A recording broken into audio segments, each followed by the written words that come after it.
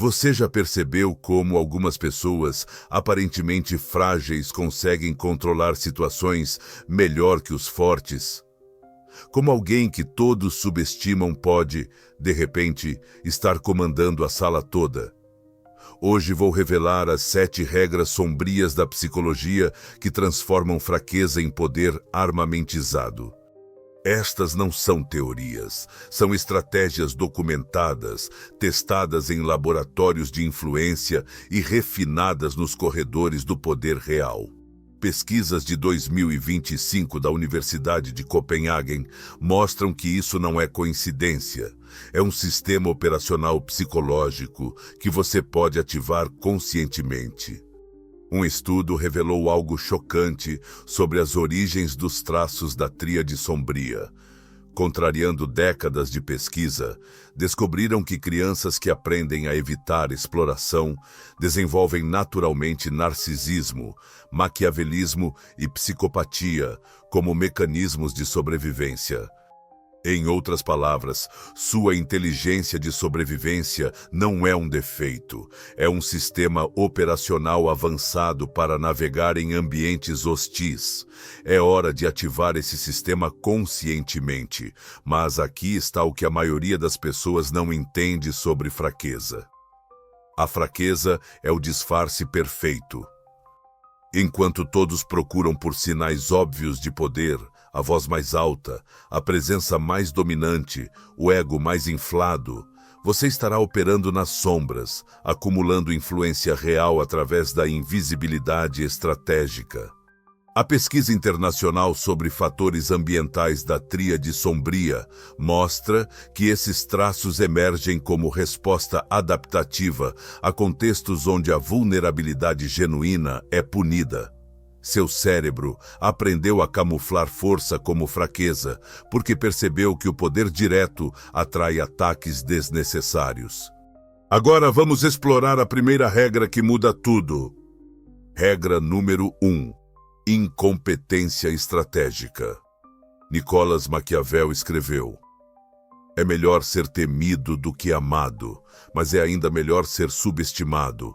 A incompetência estratégica é a arte de parecer incapaz para evitar responsabilidades indesejáveis, enquanto redistribui o poder a seu favor.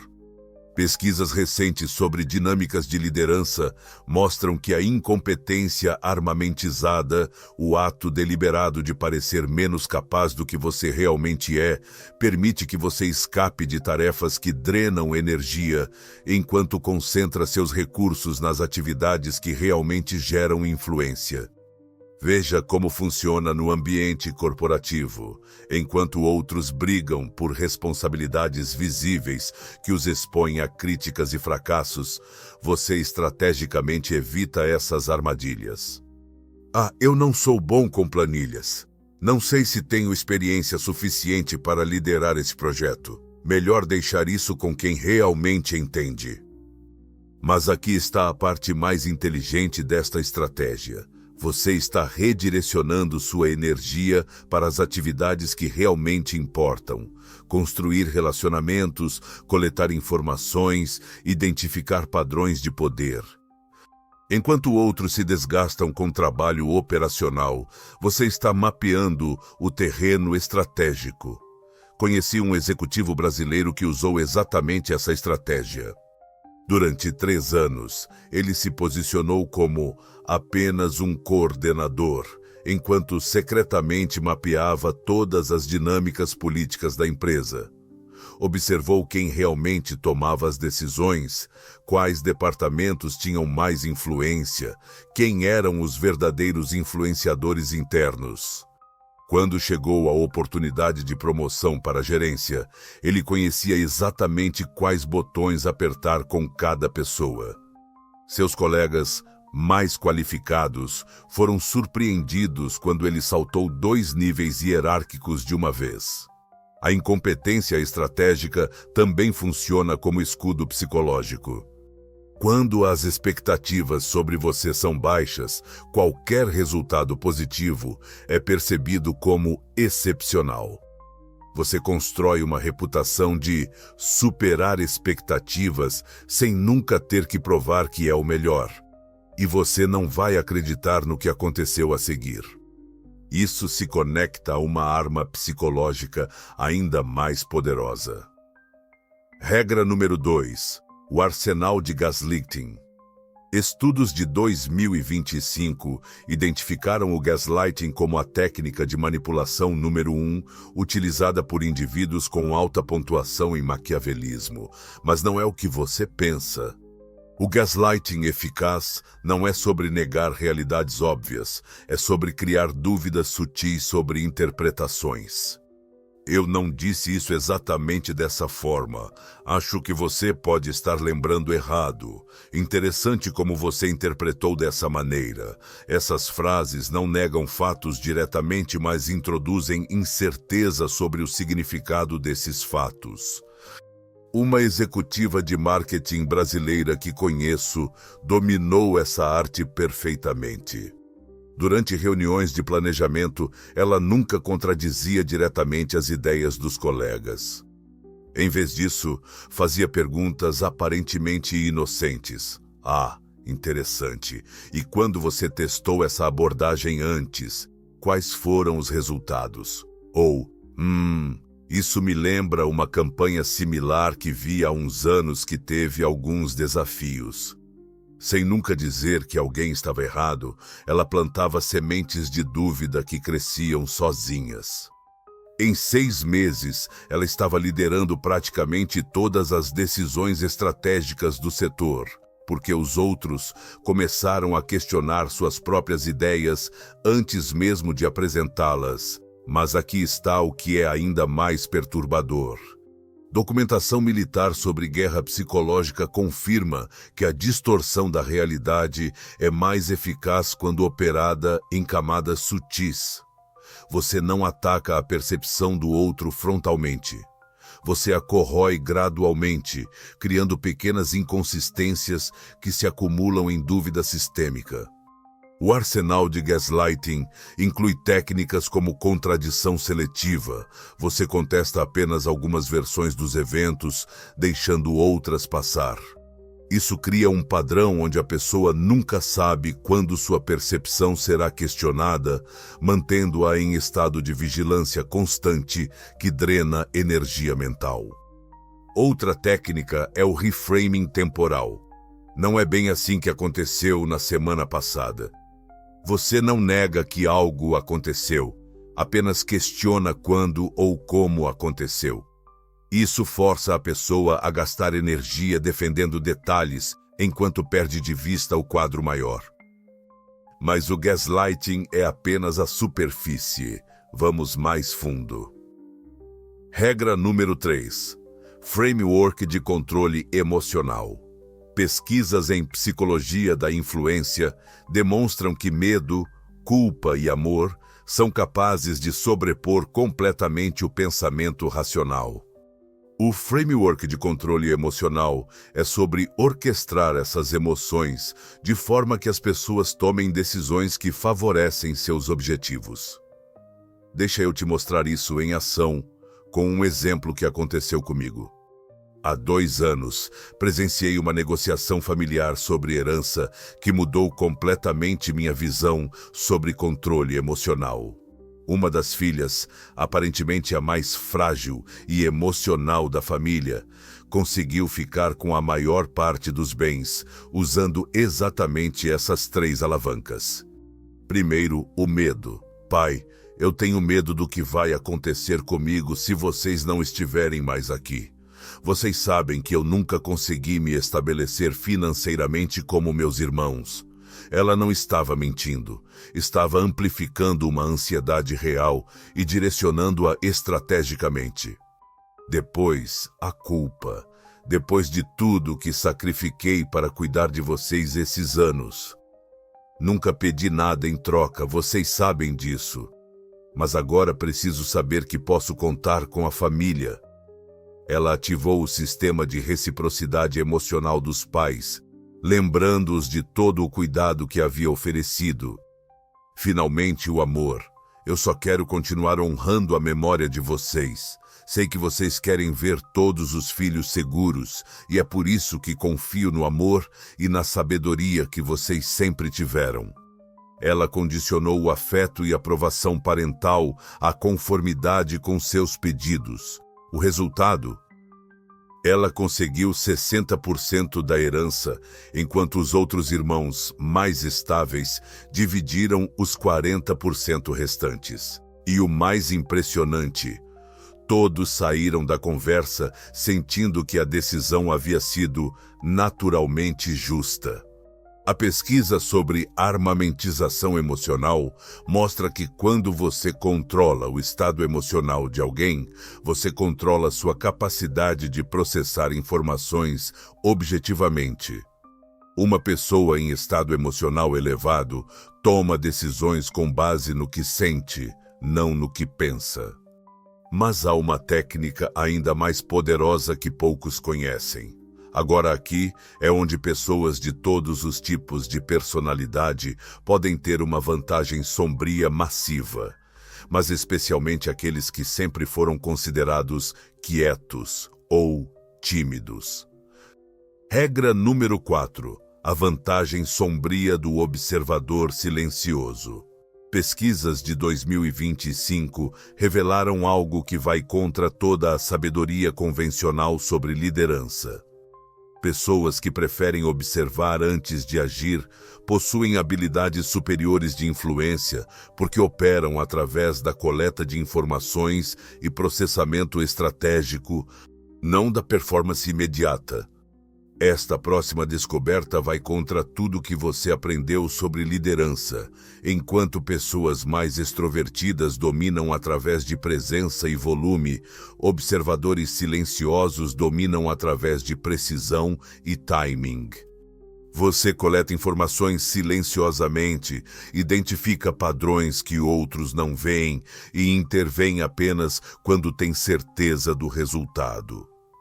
Conheci um gerente de TI, Carlos, que parecia ser o funcionário mais invisível da empresa. Nas reuniões, ele raramente falava. Quando perguntavam sua opinião, respondia de forma breve e técnica. Todos o consideravam competente, mas sem presença de liderança. O que ninguém percebia é que Carlos estava conduzindo a estratégia mais sofisticada de mapeamento organizacional que já presenciei. Durante 6 meses, ele observou e catalogou meticulosamente quem falava primeiro nas reuniões, quem mudava de opinião quando certa pessoa discordava, quais projetos eram aprovados baseados em quem os apresentava, não no mérito. Ele identificou que o diretor financeiro sempre seguia as opiniões do gerente de vendas em questões estratégicas, que a gerente de RH tomava decisões baseadas no humor do CEO nas segundas-feiras, e que 3 pessoas específicas formavam um triângulo de influência que controlava 80% das decisões importantes. Quando chegou a reestruturação da empresa, Carlos não fez campanha política óbvia. Em vez disso, ele plantou ideias estratégicas nas pessoas certas, no timing certo, usando exatamente as palavras que sabia que cada uma queria ouvir. Resultado: foi promovido a gerente geral, passando por cima de colegas que tinham muito mais carisma e experiência de liderança tradicional. A vantagem da observação silenciosa na coleta de inteligência é incomparável.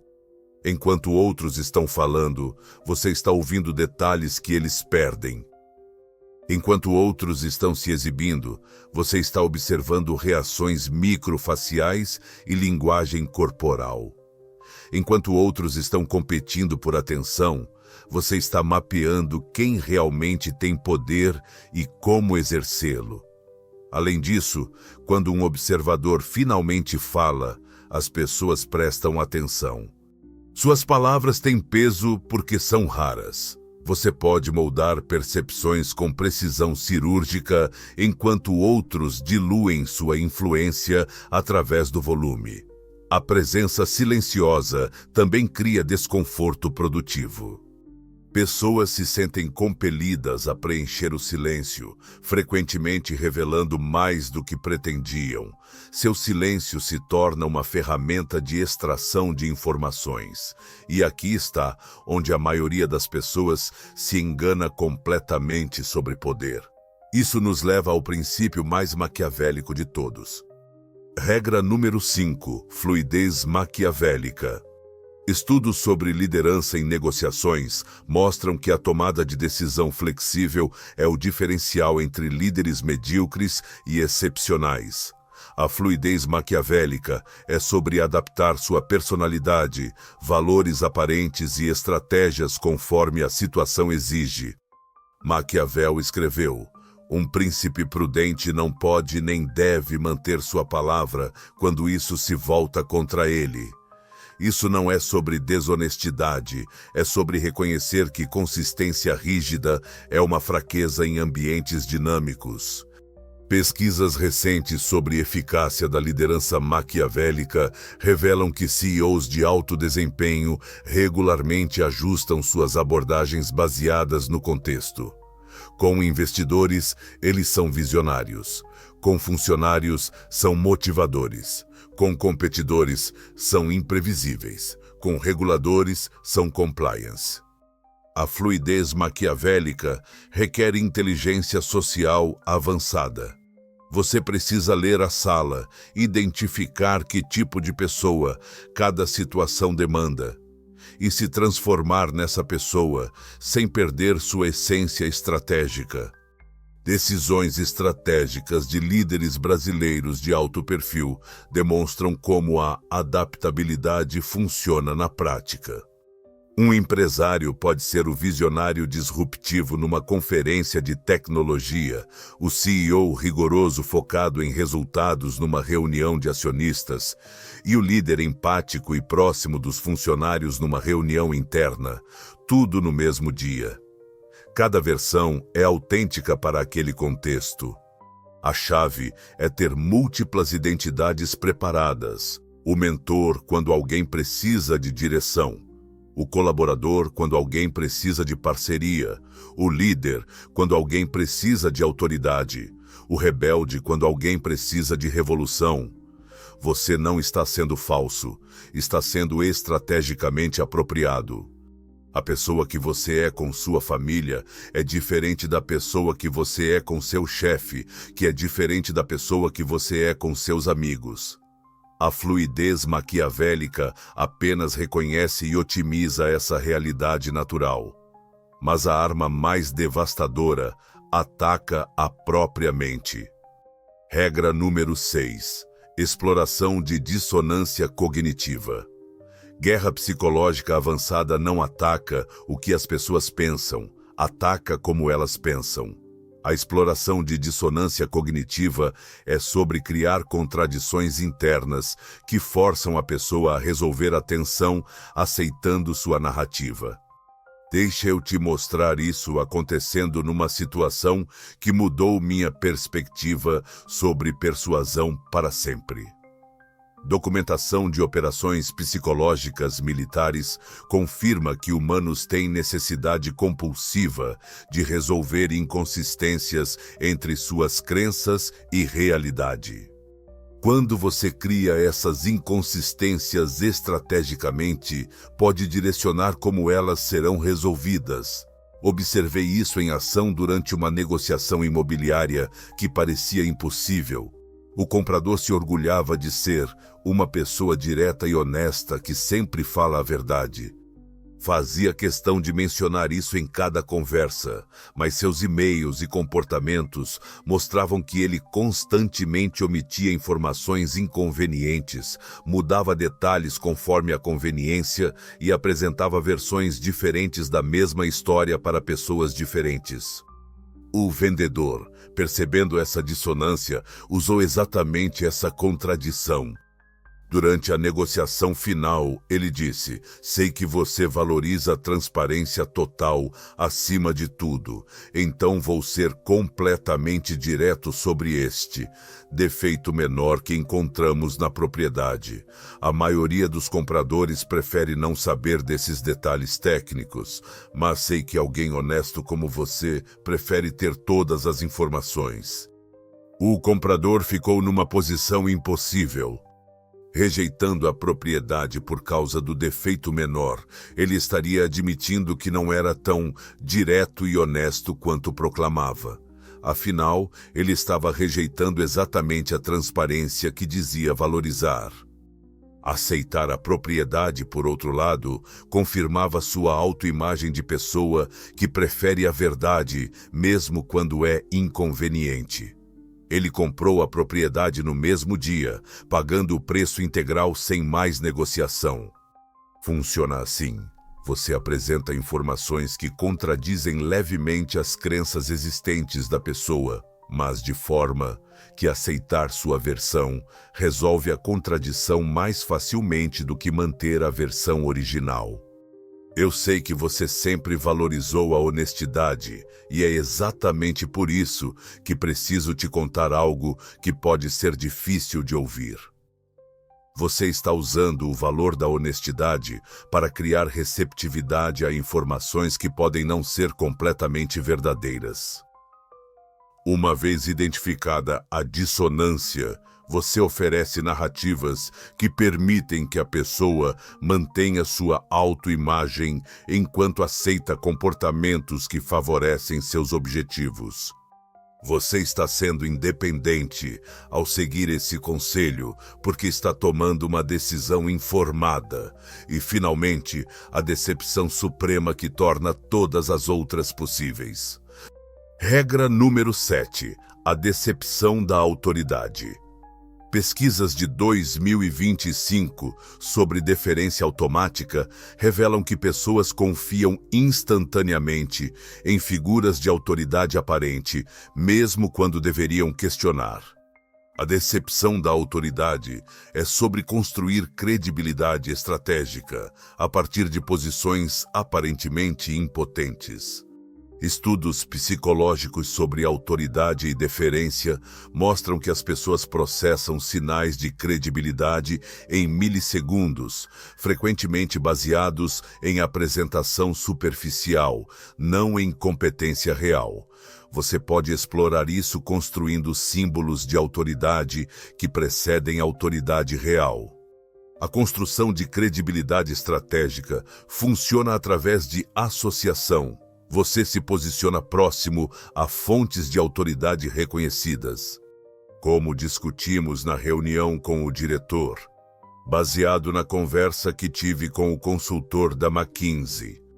Seguindo a orientação que recebemos do jurídico, você também pode criar autoridade através de especificidade técnica. Pessoas assumem que quem conhece detalhes obscuros deve ser especialista.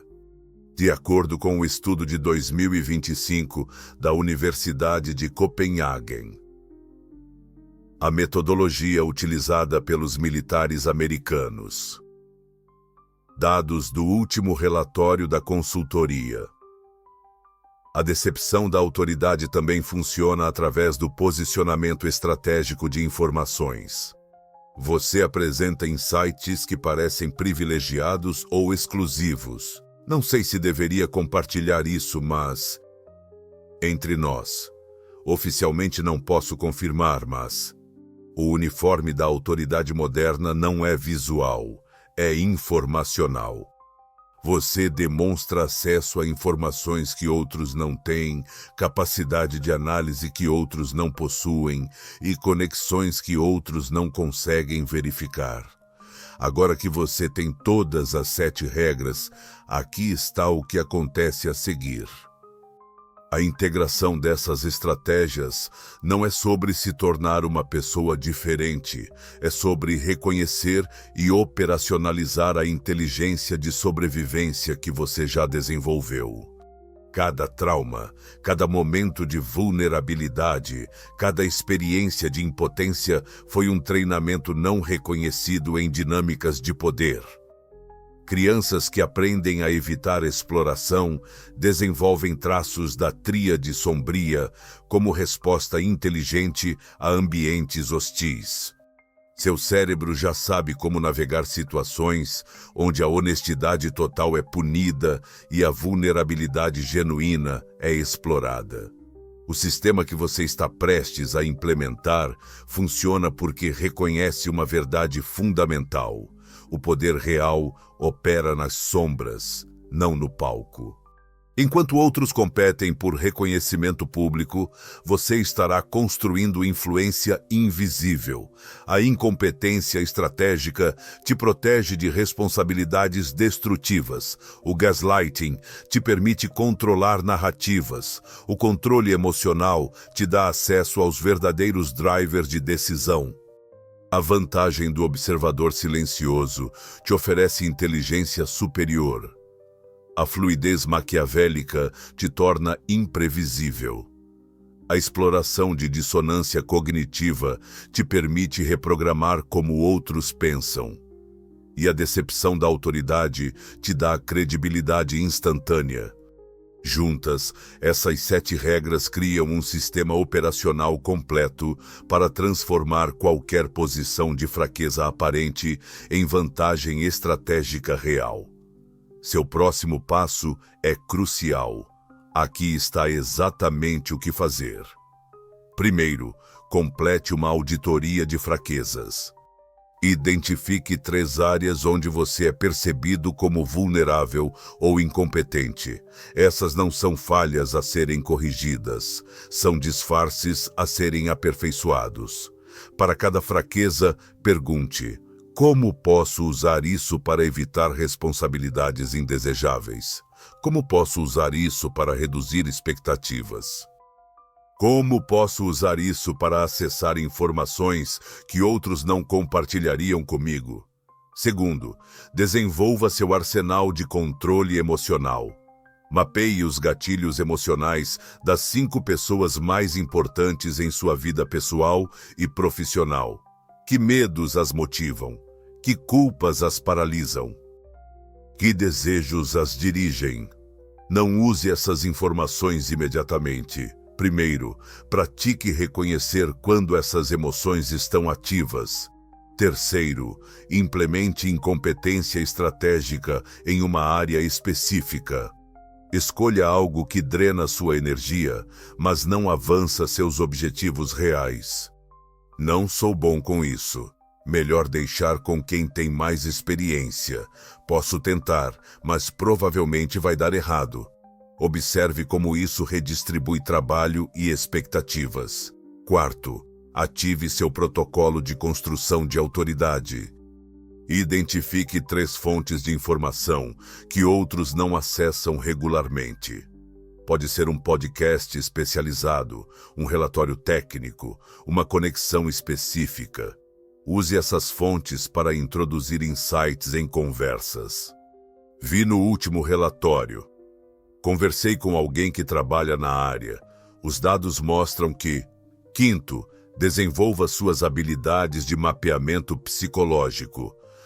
Para cada pessoa importante em seu círculo, identifique uma dissonância cognitiva, algo que elas acreditam sobre si mesmas, que contradiz como elas agem. Não use essa informação ainda. Apenas observe como essa contradição se manifesta em comportamentos e decisões. Sua transformação começa com identificar sua primeira vulnerabilidade estratégica. Qual é uma fraqueza que outros veem em você, mas que na realidade te oferece vantagens que eles não reconhecem? Lembre-se, apenas pequenos grupos influenciam resultados massivos. Aqui está como você cria esse nível de influência, não através de poder óbvio que atrai resistência, mas através de influência invisível que as pessoas nem percebem estar acontecendo. É exatamente por isso que aqueles líderes operam naquela zona cinzenta que discutimos. Eles entenderam que o poder real não precisa de reconhecimento público. Na verdade, o reconhecimento público frequentemente dilui o poder real. Conecte isso de volta à inteligência de sobrevivência que identificamos no início. Seu cérebro já desenvolveu os sistemas necessários. Agora você tem um manual operacional para usá-los conscientemente. As 7 regras que você aprendeu hoje não são táticas isoladas. São componentes de um sistema integrado que transforma a percepção de fraqueza em realidade de poder. Cada regra amplifica as outras, criando um efeito multiplicador que vai muito além da soma de suas partes. Sua jornada de transformação começa agora. Não como uma pessoa diferente, mas como a versão estrategicamente consciente de quem você sempre foi capaz de ser. O poder sempre esteve em suas mãos. Você apenas não sabia como usá-lo. Se este sistema de transformação ressoa com você, se inscreva para receber as estratégias avançadas que publico semanalmente. Vou responder pessoalmente aos primeiros 50 comentários nas próximas 24 horas, com orientações específicas para sua situação. Deixe um comentário compartilhando qual das 7 regras mais se conecta com sua situação atual e explique brevemente por quê. Essas orientações personalizadas não estão disponíveis em nenhum outro lugar. No próximo vídeo, vou revelar como identificar quem está usando essas técnicas contra você e como neutralizar completamente esses ataques psicológicos antes que eles afetem sua mente.